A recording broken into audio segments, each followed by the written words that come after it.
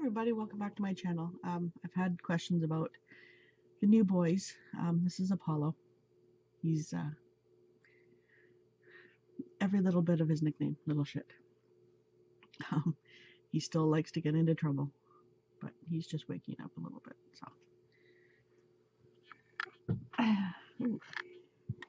So I'm here to do my weekly wrap up and a book outlet unboxing. So I just have to get a little situated here.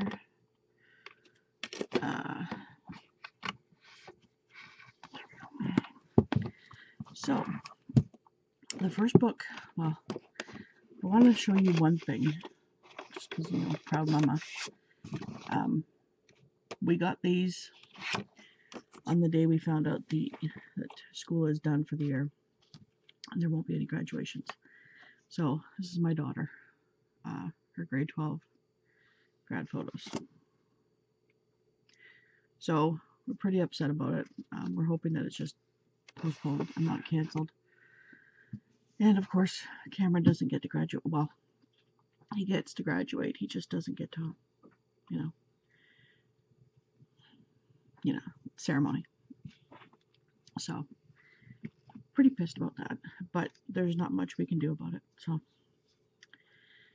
the first book I finished was Strawberry Shortcake Murder by Joanne Fluke. It's book 2 or 3 in the Hannah Swenson series. I gave this a 3. I found that it was just she was too what's the word, in your face about stuff. She was bossy. She was telling everybody what to do. She was sticking her nose in, and I mean, she was sticking her nose in stuff that she just, I don't know, she bothered me a bit. And yet, on the other hand, if it wasn't for her, somebody else would have been charged with the murder. I know I'm not going into great detail because it is book 2 or 3. I can't remember right now. But she's doing a cooking show contest, and they're hoping that this contest will be a yearly thing to bring tourists into their city, because, you know, Minnesota in the winter is not very touristy. And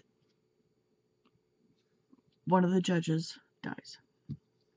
I'm not going to say who it is, what it is, and his wife finds him. So there's other backstories to it, and which is a shame. But yeah, so it was just, she irked me on this book, and you know, it is what it is. And I also meant to say that I was going to do a Friday reads, but I've been fighting an allergy attack, and I do take Reactin every day, but birch trees kill me every year. So anyways, the next book I finished was Treasure Hunter's Secret of the Forbidden City by James Patterson and Chris Grabenstein. I don't know if I was saying Garbenstein last time, but Grabenstein. It's book 3. The Treasure Hunter series. Book 1 was just Treasure Hunters, and book 2 is Danger Down the Nile. And I read those a while ago. But this is a story of a bunch of kids who are pretty much essentially homeschooled on their parents' boats. But they're treasure hunters. So there's Storm, Thomas Storm, and the twins. What is their names? Rebecca and Bickford. But they go by Beck and Bick. It's cute. You really have to suspend your belief in reality on this one, but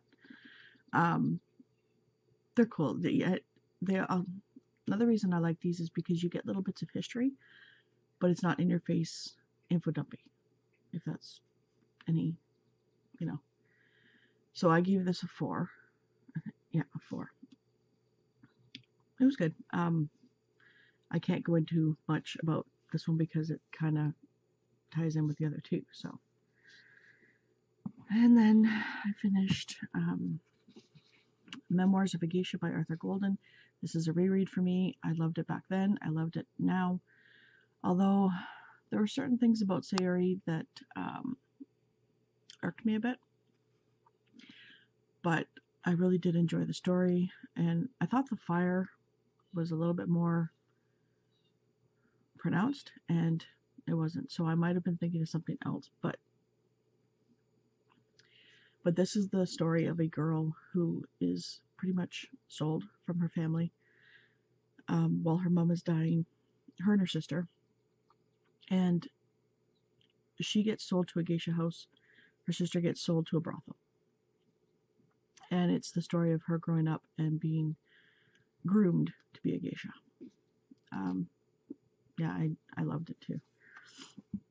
And then I finished A Mother in the Making by Lillian Darcy. It was good up to a point. The Mother in the Making didn't happen until about here. And that's the end of the book. So they gave way too much away on the back. But this is a story of what are the names? Jack and Carmen. Carmen is helping her brother, like they have a business in like house renovations. They specialize in kitchens and bathrooms. So Jack is an ex-cop, or not an ex-cop. He's a cop on leave because he was shot by a crazed drug dealer, and they are renovating his kitchen and bathroom, and he finds out that his ex-wife is allowing him to see their son a little bit more. And that's one of my pet peeves. People who use their kids to get what they want from their exes or anybody else. And they lie to them or bribe them, and it irritates me to no end. And she does this in this book. The ex-wife. So, I mean, she's not a likable character at all. But they start the relationship. Carmen and Jack start a relationship. She knows he's a cop, but she doesn't want him to take risks, and she gets mad every time he takes a risk, but she's okay with it for him being a cop. And then when something does happen as a cop, she's mad and walks away. Like, she wants him to make all these concessions for her, but she's not willing to make a concession for him because of the way her family is. And I mean, her mother died when they were 14, and their father kind of lost it. And so he ended up passing away, and her older brother, Cormac, ended up taking care of their 3 siblings because nobody else would take them in. And I mean, a family did take them in, but they ended up dying as well. So it was really good up to a certain point, and then it just went downhill from there. And so I gave it a 3. Then I finished Five Nights at Freddy's: The Silver Eyes by Scott Cawthon and Kira Breed Risley. I went into this thinking it was going to be crap, essentially. And my son got really mad at that because this is his book and he loves it. He still has to read book 3, but I gave this a 4. I was reading a chapter a day, and then when I got about halfway through, I couldn't put it down. And this is it kind of reminded me of It at the beginning, and then by the end it was kind of reminding me of Saw, if you watched those movies. But this is essentially a story of something happened 10 years ago. All these kids come back for a memorial because one of their friends had died. And her father, what is her name? Charlie. Her father is the one who owned the restaurant. And they decide to go and see because they had heard there was construction. They thought it was torn down. Turns out it wasn't. It was just boarded up, essentially with bricks around. They do get in, and things start to happen. Yeah, so it really gave, like, it was, to me, it was very atmospheric, very creepy, very edge of your seat, wanting to know what's going to happen next. Like, I mean, I was flying through this. And at first I'm like, oh, it's okay. It's okay. It's getting better. Holy crap, I can't put this book down. Like it, yeah. So I liked it. It was a pleasant surprise. And then the last book I finished last night is Potty Mouth and Stupid by James Patterson and Chris Gravenstein. Now, I pick these up for my son. He doesn't want to read them, and sometimes I like to read something nice and easy, just palate cleansing, I guess. This one, I gave it a 3. When I first started reading it, going, oh, it's one of those books where the kids are just going to do stupid, goofy stuff in classes to get laughs, and it's not. These kids are branded these names by one of their classmates for no reason at all. And then all the kids call them, they don't even know their real names. And this is in pre-kindergarten, so they're in grade 7 now. The teachers call them the names. They have to look for 15 minutes in the like permanent records to find out their real names. Like, really? But Michael is a foster kid, and his foster parents have 4 other kids, and they don't work. They just sit on their asses watching TV, letting the state pay for them. They swear constantly. They're constantly fighting. So he makes up these words, and it's constant in places of swears. So essentially there's this pre-K kid up to grade 7 swearing every second word, but it's not a swear, it's a made-up word. So that's throughout the whole entire book. Then there's David, who is stupid, and just because he finger painted on his body. In pre-K, that's expected.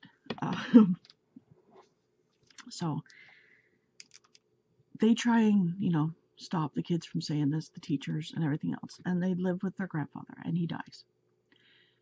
Him and his mom, because his parents are divorced. And that's another pet peeve. He kept calling his dad his ex-dad. He may be a crap dad. He's not your ex-dad. So that kind of bothered me as well. But then you get a little further on, and as soon as the funeral happened for his grandfather, that's when my mind kind of shifted, and his dad was making fun of them as well at the funeral. And no, sorry, that's not right. So, and he was even making fun of Michael as well. And it's just, really? You're a grown man, and you're, whatever. So, yeah, there was other circumstances that you feel so bad for these 2 boys. And then, it kind of redeems itself, but it's still the little things that were happening in here that kind of bothered me. So it was kind of, yes, it's a crap book. No, it's not a crap book. Yes, they're doing stupid things, but they're not. It's hard to describe, but I gave it a 3. I know I didn't do it justice, but I don't know. The ending was kind of like bittersweet. Like nothing bad happened. It is what it is. So this week I'm going to be reading. Well, I started reading this. Robin Carr is wow, I can speak. Virgin River. It's the first in the Virgin River series. This is about a girl who's trying to leave LA. Her husband has been murdered or killed in a robbery that he inadvertently walked in on at the corner store.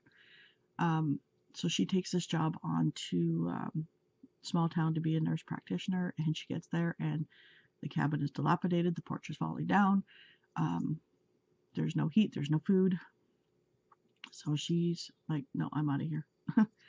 And the next day, while she was saying goodbye, the local bartender brings over breakfast to the local doctor, who she's kind of sort of supposed to be replacing. but kind of sort of just helping. And they find a baby on the porch of the doctor's house. And this had just happened while she was in the bar. It's a bar and grill, like diner. It's the only restaurant in town. And having her breakfast. Because she looked at the doctor's house on her way in and there was no box on the porch. When they come out, there's a box on the porch and a baby's found. So she decides, okay, well, I'll stick around until something is done about this baby. Yeah, so that's pretty much where I'm at now. One thing I hate about it is super long chapters. So what I'm going to be reading is, I'm going to start this today probably. De Leclerc's Nothing Short of Perfect, and this is about he wants a perfect wife, so he is a computer tech scientist, brilliant scientist, designs a program to find the perfect woman. She's not the perfect woman, but they have a one-night stand, I guess, and things are supposed to go from there. And I will, and that's for my Triple RC challenge. All the links below are below for the Triple RC reading group on Goodreads.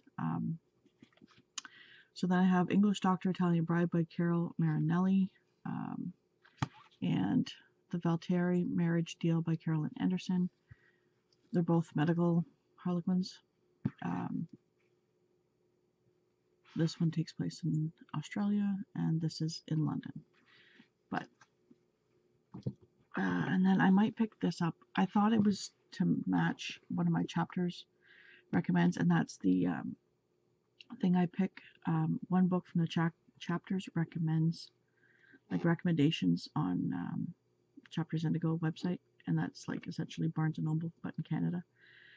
And so you put in what you like, and then they make recommendations. So I pick one a month just to get points for gift cards. I'm working on a $100 gift card right now, which will be a while. But anyways, so I thought this one would be one of them, like on the recommendations, and I got it home, and it's not.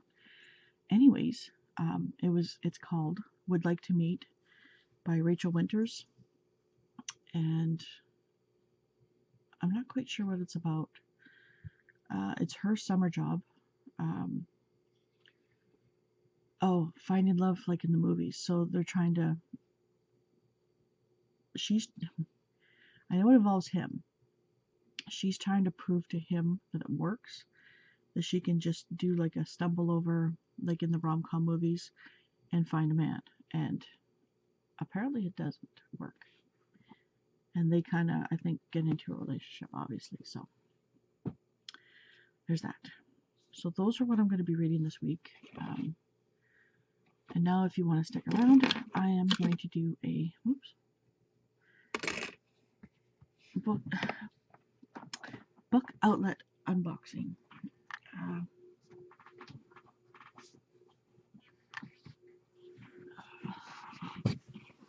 I have not done one in a while. In fact, I haven't ordered books in a long time. But, you know, retail therapy sometimes helps. And I don't do it very often. I've been buying lots of supplies for my business. It's that tape with a string in it. I always have problems with that one.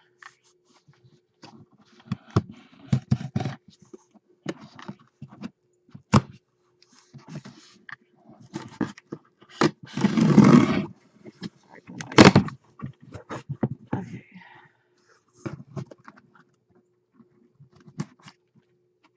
One string left. So, they're not all books. Well, they are, but not. I'm going to send this over here. There we go. So the first two, I didn't feel like paying full price for these because I know they're not full books, essentially. I know he's still going to be, he's doing them, but I don't know if it's the same publisher or not, but these were published one-sided coloring books, Geomorphia and Phantomorphia coloring books, but they're only one-sided. And a lot of people complain because they're only half books but the same price. Like they're very thin. So I didn't feel like paying full price for them. But I know that he was told by the publishers to tone it down, I think. And these were not what he wanted. This is what the publisher told him. But I know he is publishing other books now, so I hope that got worked out. But I love the detail in his work. I mean, I haven't really colored much in them. I've been doing the Joanna Basford, but his work is just fantastic. So I got these two, and then I got this one because I like crazy stuff, and I didn't know what it would be like. But it is called Color Me Crazy, and it's really funky. I was kind of hoping it would be more like the Maze book that I got a couple of years ago. Ooh. That's going to be, let's see if I can get the detail. Yeah, that's going to be interesting. But sometimes you don't know what these books are going to look like until you get them. And I don't know how much I'm going to like this. Not. Yeah, it says insanely detailed creations to challenge your skills and blow your mind, illustrated by Peter Deligdish. These are Kirby Roseanne's. I thought they'd be pictures that were highly detailed, and they're not. So I'm not one for spirals, or so might see what my son can do with them. So I'm not too thrilled with that, but that's a personal thing. That's not the book's fault. And then let's see if I can find the one book in here that is not a reading book.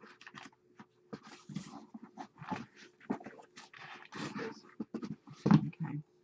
My doctor wanted me to read this years ago. I never got a chance. But I know that whenever I eat bread or doughy stuff, or hence the reason why I wanted to do keto, is because I swell up like a balloon whenever I eat bread or stuff like that. So I grabbed Wheat Belly by William Davis, MD, just to see, like, you know, if it would help, because I don't want to go strict keto. I know what my body's like,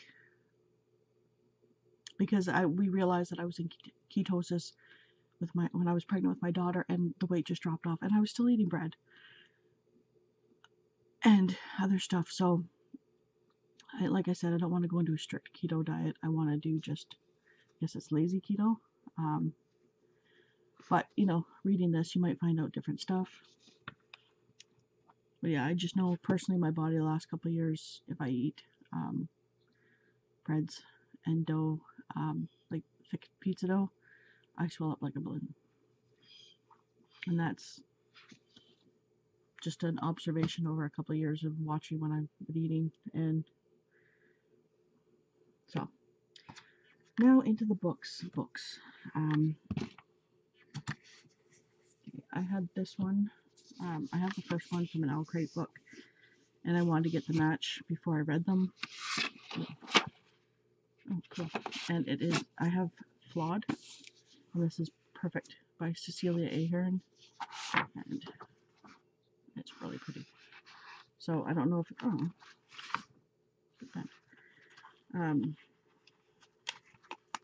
I can't remember. It's about if you have a flaw, then you're kind of on the bad side of society. So something like that. There's that one. And then I got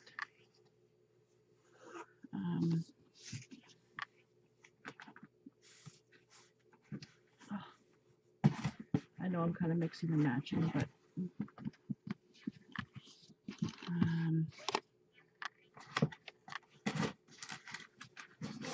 certain other one that I want to talk about first. There it is. I haven't read any of these like series, but I have the first one and this one. I want to get the second one in the same format. And the first one is The Diabolic by S.J. Kincaid, and this is The Empress. So, I've heard it's a good series, duology. So I grabbed that one. And then this one I've been wanting to read for a while. It just sounded so interesting. And it's about like this drug called Glitter. So it's Glitter by April and Pike. Purple, my favorite color. Oh, it's coming up blue. It's purple though. Palace of Versailles, modern day. People dress, eat, and act like it's the 18th century. So, I really wanted to read this, so I grabbed it. These, I think, were the only two. Those are three. Yeah. Well, this one. I read The Serpent King. Loved it. And I read, what is it called? Something Midnight. Rain and... Oh, I can't remember. It's about the two girls. I should say in here. They are two girls who do like a midnight show. Oh no, it was after this. And it's like watching old B flicks, horror flicks. I didn't like that. I gave that one a 3. I gave Serpent King a 5. So I've been wanting this one for a while. And it's Goodbye Days by Jeff Setner. I like his writing. I just didn't like the story, really. So we'll see about this one.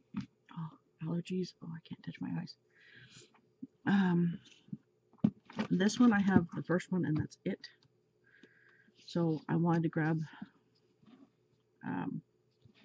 some of them anyways, to meet the collection that was in the same as my Throne of Glass copy. So it's Kingdom of Ash and Tower of Dawn by Sarah J. Maas. God, these are huge. But, so yeah, I have Throne of Glass and these two now. Quite a few to gather, but when they're like $3, why not? Like, so there's that. And then the rest are all by the same author. And I have not read anything by him.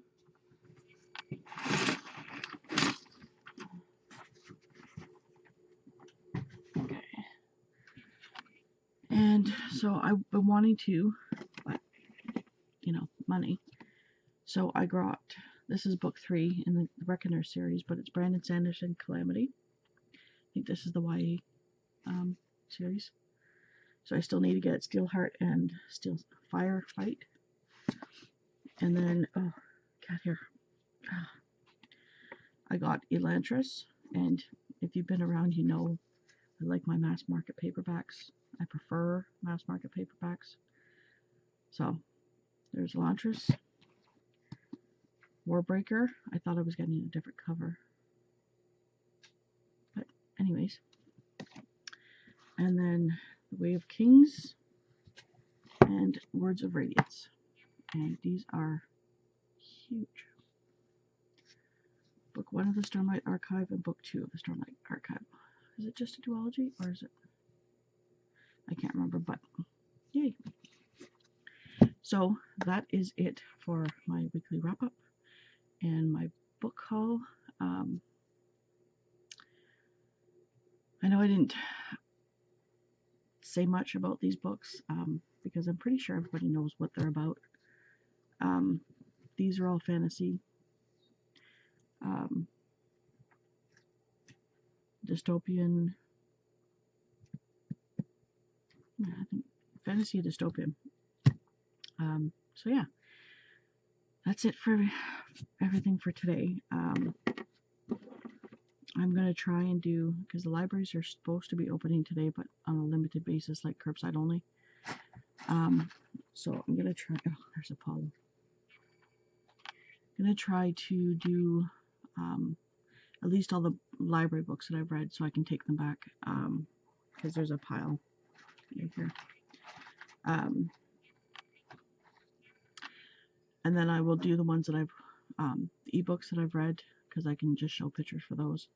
And then the books that I've owned that I will be giving away that I've read. So it might be three videos that I do for all the books that I read while I've been gone.